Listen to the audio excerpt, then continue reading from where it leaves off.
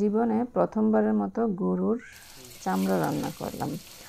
বিষয়টা নিয়ে অনলাইনে বেশ কয়েক বছর ধরেই দেখতেছি, কিন্তু এটা কতটুকু হালাল হারাম হবে সেটা জানার জন্য বেশ কিছু ইসলামিক স্কলারের বয়ান শোনার পর বুঝলাম যে না, এটা জায়েজ আছে। আর আমিও চিন্তা করে দেখলাম, গোবরের উপরে চামড়া যদি খাওয়া যায় তাহলে মাংসের উপরে চামড়া কেন খাওয়া যাবে না।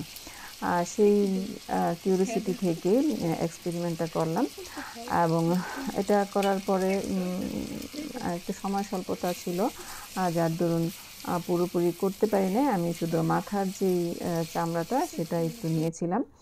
আর এটার প্রসেসটা হলো, ভুঁড়ি আমরা যেভাবে করি সেভাবেই প্রথমে পানিতে, একদম বলক ওঠা ফুটন্ত পানিতে এটা 15-20 মিনিট সিদ্ধ করে নিতে হবে।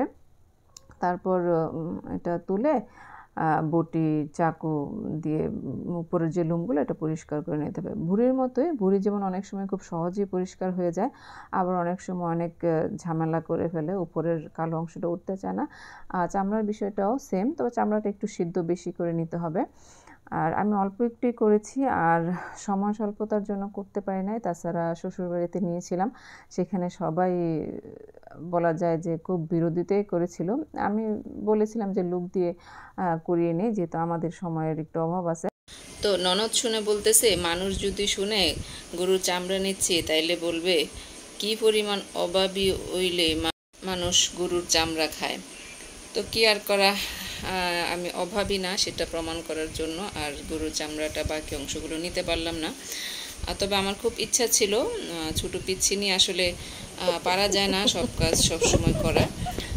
তো চেষ্টা করব হয়তো অদূর ভবিষ্যতে পুরো চামড়াটাই যেন নেওয়া যায় সেটার। আর আমি একটা ভিডিও দেওয়ার চেষ্টা করব এটা কিভাবে করেছি, সেটা সম্পূর্ণ ভিডিও। আর যদি স্বাদের বিষয়টা আসে, যে স্বাদ কীরকম খেতে, আমি বলবো এটা গরুর মাংসের সাথে স্বাদের কোনো পার্থক্য নাই, একদমই পার্থক্য নাই। এটার স্বাদটা অনেকটা গরুর যে মানে তেল হয়, তেলের যে অংশ থাকে অনেকটা ওই রকম। যদি আপনি পুরো গরুর মাংসের মধ্যে এটা মিশিয়ে দেন, কিংবা মগজের সাথে রান্না করেন, বা ভুঁড়ির সাথে রান্না করেন, অথবা কলিজার সাথে রান্না করেন, একদম কাউকে না বললে কেউ বুঝতেই পারবে না যে এটা গরুর চামড়া। আর এটা যত বেশি রান্না করা হবে, তেল যেরকম যত রান্না করা হয় তত এটা গলে, এই চামড়াটা ওই রকম, যত জাল করা হবে তত এটা গলে গলে নরম হবে। তো যারা এখনও চামড়া প্রসেসিং কখনো করেন নাই, আপনারা এটা চাইলে ট্রাই করতে পারেন। আমার কাছে খুবই ভালো লেগেছে, আশা করি আপনাদের কাছেও ভালো লাগবে।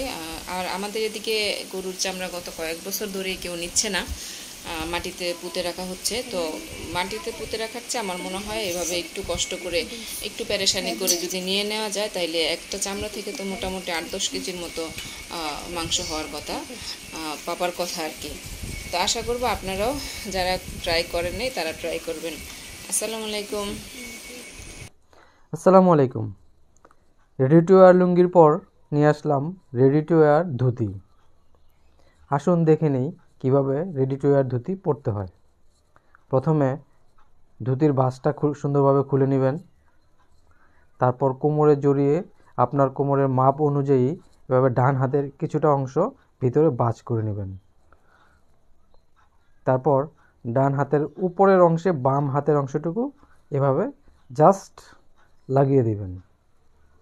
ব্যাস, হয়ে গেল আপনার ধুতি পরা। ধুতি পরে সুন্দর হাঁটাচলা করতে পারবেন, কোনো সমস্যা হবে না। যে কোনো কাজ করতে পারবেন, ঘরে বাইরে নামাজ পড়তে পারবেন, খুব সুন্দরভাবে হাঁটাচলা করতে পারবেন, কোনো সমস্যা হবে না।